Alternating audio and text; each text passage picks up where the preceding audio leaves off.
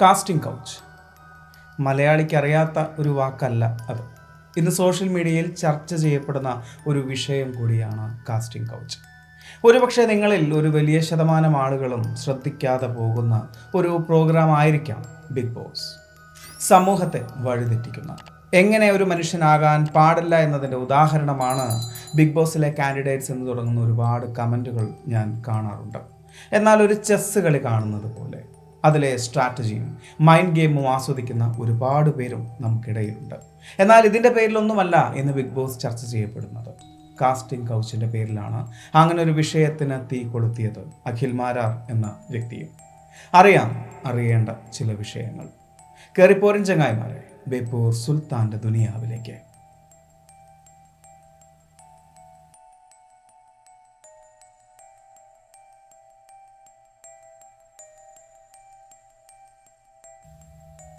Casting couch പൊതുവെ അങ്ങനൊരു വാക്ക് നമ്മൾ പറഞ്ഞു കേട്ടിട്ടുള്ളത് സിനിമാ മേഖലയുമായി ബന്ധപ്പെട്ടാണ്.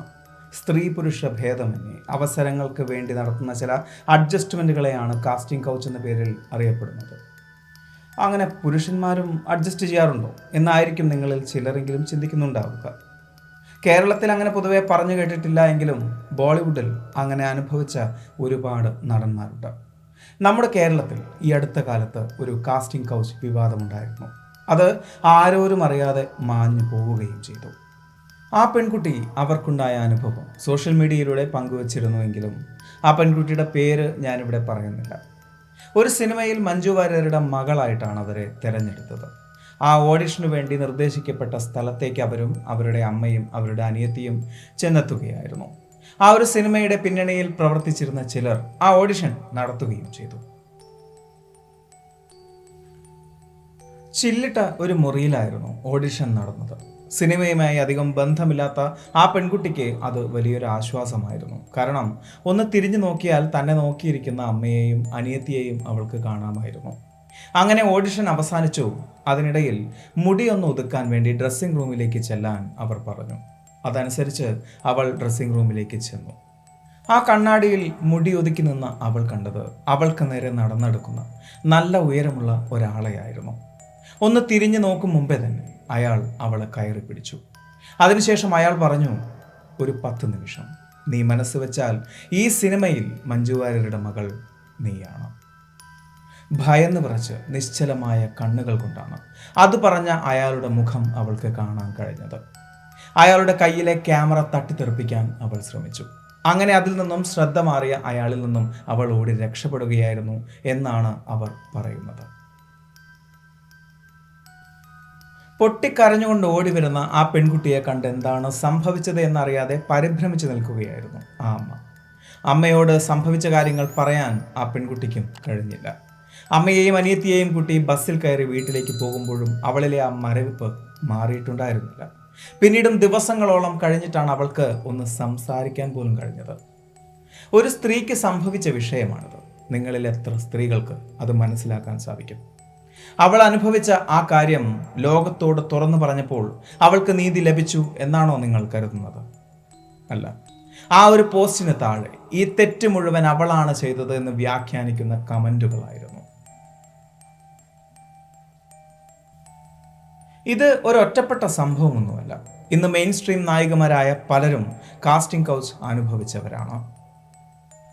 അവരിൽ ചിലർ അവസരങ്ങൾക്ക് വേണ്ടി അതിനെ ഒരു അഡ്ജസ്റ്റ്മെൻ്റായി കണക്കാക്കും. മറ്റു ചിലർ അതിൽ നിന്നും ഭയന്നോടി മറ്റുള്ളവരോട് തുറന്നു പറയും. ഇത് രണ്ടുമല്ലാത്ത ചിലരുണ്ട്. സമൂഹത്തിൽ ഒറ്റപ്പെട്ടു പോകും എന്ന് ഭയന്ന് ആരോടും ഒന്നും പറയാതെ ഉള്ളിൽ കൊണ്ട് നടക്കുന്നവർ. ഇത് പുതിയ തലമുറയുടെ പരിഷ്കാരമാണ് എന്നാണ് നിങ്ങളിൽ ചിലരെങ്കിലും ചിന്തിക്കുന്നത് എങ്കിൽ അങ്ങനെയല്ല.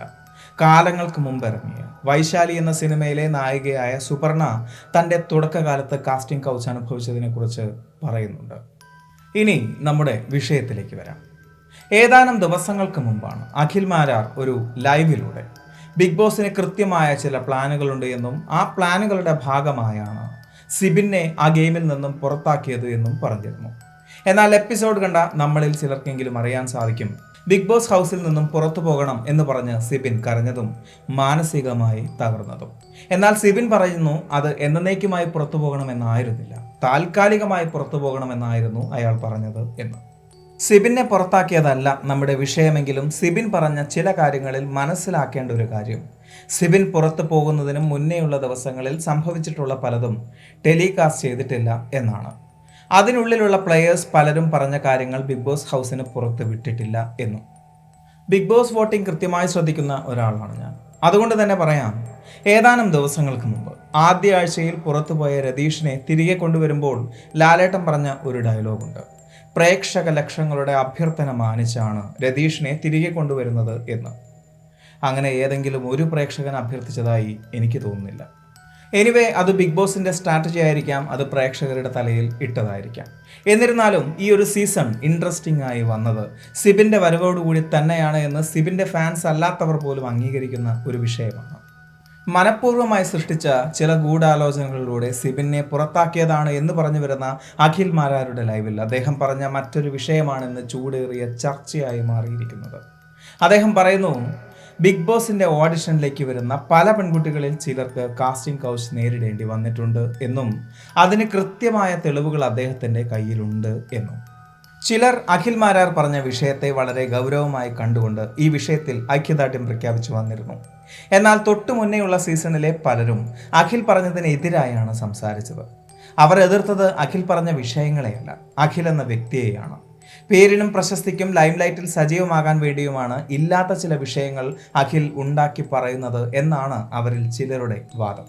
ഈ ഒരു ലൈവിന് ശേഷം അഖിൽ മാരാർ പറഞ്ഞത് സത്യമാണോ കള്ളമാണോ എന്ന് തിരിച്ചറിയാൻ യൂട്യൂബിലെ പല ചാനലുകളും അദ്ദേഹവുമായി അഭിമുഖം നടത്തിയിരുന്നു. എന്നാൽ അതിലൊന്നും ആ പറഞ്ഞ വ്യക്തിയെക്കുറിച്ച് കൃത്യമായ യാതൊരു വിശദീകരണവും അദ്ദേഹം നൽകിയിട്ടില്ല. ചിലപ്പോൾ അതിന് കാരണമായി എനിക്ക് തോന്നുന്നത് രഹസ്യമായൊരു വിഷയം അദ്ദേഹത്തോട് പറഞ്ഞ വ്യക്തിയെക്കുറിച്ച് സോഷ്യൽ മീഡിയയിൽ വിശദീകരിക്കുന്നത് ശരിയല്ല എന്ന അദ്ദേഹത്തിൻ്റെ ബോധമായിരിക്കാം അങ്ങനെ വിശദീകരിക്കാത്തതിൻ്റെ കാരണം. ഈ അടുത്ത ദിവസം അഖിൽ മാരാർ പറഞ്ഞത് യാഥാർത്ഥ്യമാണ് എന്ന് തെളിയിപ്പിക്കും വിധം ഒരു പെൺകുട്ടി ഇൻസ്റ്റഗ്രാമിൽ ലൈവ് വന്നിരുന്നു. ഒരു മെയിൽ ഷോവിനിസ്റ്റായ അഖിൽ മാരാരോട് തീരെ താല്പര്യമില്ലാതിരുന്ന ആ പെൺകുട്ടി പോലും അഖിൽ മാരാർ ഈ പറഞ്ഞ വിഷയത്തെ അഭിനന്ദിച്ചുകൊണ്ടാണ് ലൈവിൽ പറഞ്ഞത്. അവർ പറയുന്നു, അഖിൽ പറഞ്ഞത് യാഥാർത്ഥ്യമാണ് എന്നും ബിഗ് ബോസിന്റെ ഓഡിഷനിൽ വെച്ച് തനിക്കും അത്തരത്തിൽ ഒരു അനുഭവം ഉണ്ടായി എന്നും. ബിഗ് ബോസിൽ പങ്കെടുക്കുക വഴി സമൂഹത്തോട് അവർക്ക് ചില കാര്യങ്ങൾ പറയാനുണ്ടായിരുന്നു. അതിനായാണ് അവർ അങ്ങനെ ഒരു പ്ലാറ്റ്ഫോം തിരഞ്ഞെടുത്തത്. തുടക്കത്തിൽ സൗഹൃദത്തിൽ തുടങ്ങിയ സംഭാഷണം പിന്നീട് രാത്രികളിൽ എരിവും പുളിയും ചേർന്ന ചോദ്യങ്ങളും ആഗ്രഹങ്ങളുമായി മാറി. ബിഗ് ബോസ് എന്ന റിയാലിറ്റി ഷോയിൽ പങ്കെടുക്കാനായി പല വിട്ടുവീഴ്ചകളും ചെയ്യേണ്ടി വരുമെന്ന് പരസ്യമായും പരോക്ഷമായും അവർ പറഞ്ഞതായി ആ പെൺകുട്ടി ലൈവിൽ വിശദീകരിക്കുന്നുണ്ട്. അവർ പറഞ്ഞ എല്ലാ ഡിമാൻഡുകളെയും അംഗീകരിച്ച ഒരു കണ്ടസ്റ്റന്റ് ഇപ്പോൾ ബിഗ് ബോസ് ഷോയിൽ ക്യൂട്ട്നസ് വാരി വിതറി മത്സരിച്ചുകൊണ്ടിരിക്കുകയാണ് എന്നൊരു വാചകം കൂടി ആ പെൺകുട്ടി പറയുന്നു.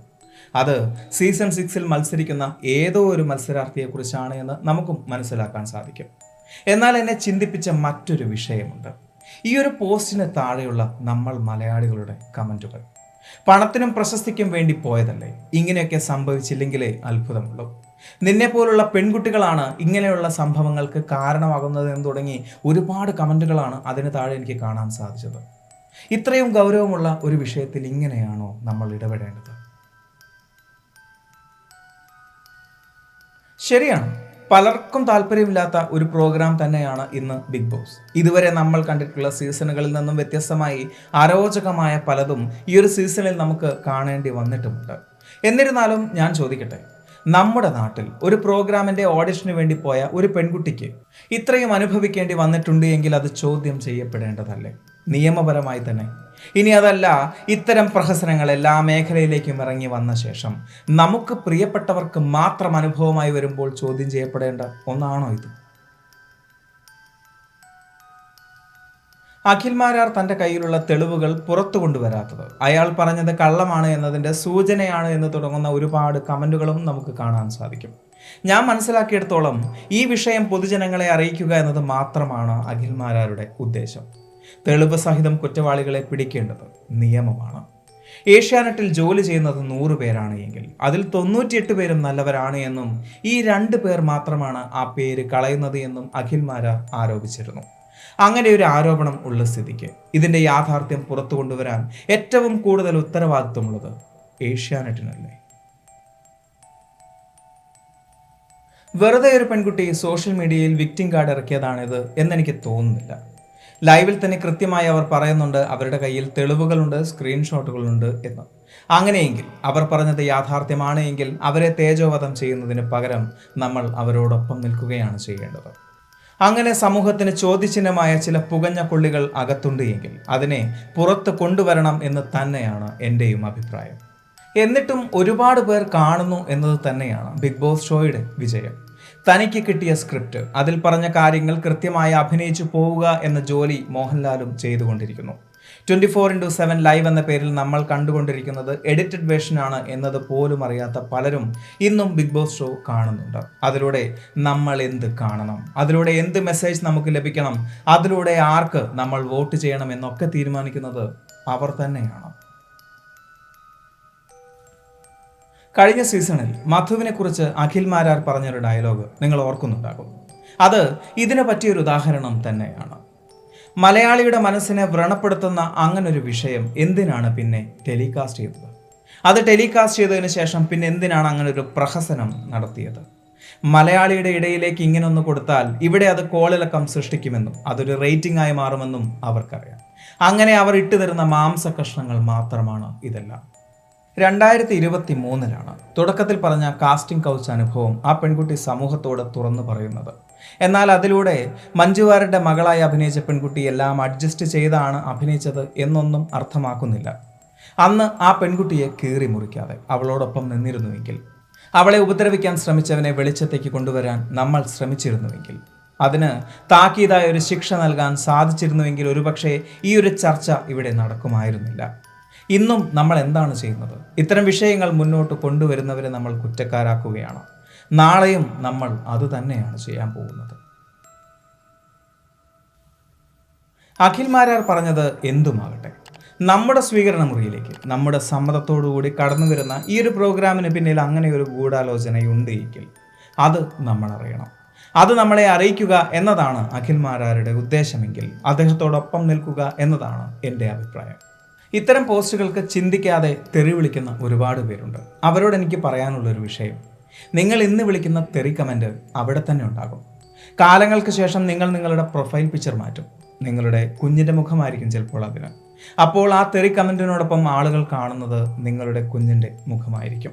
ലൈക്കിന് വേണ്ടി അത്തരം കമൻറ്റുകൾ ചെയ്യുന്നത് ഇത്തരം വിഷയങ്ങളിലെങ്കിലും ഒഴിവാക്കും. ഈ ഒരു വീഡിയോ നിങ്ങൾക്ക് ഇഷ്ടമായി എന്ന് വിചാരിക്കുന്നു. സുൽത്താൻ എപ്പോഴും പറയുന്നത് പോലെ സബ്സ്ക്രൈബുകൾ കൂമ്പാരമാകുമ്പോൾ പരിപാടി ഗംഭീരമാവും. അതുകൊണ്ട് സബ്സ്ക്രൈബ് ചെയ്യുക, അടുത്ത വീഡിയോയ്ക്ക് വേണ്ടി കാത്തിരിക്കുക. അതുവരെ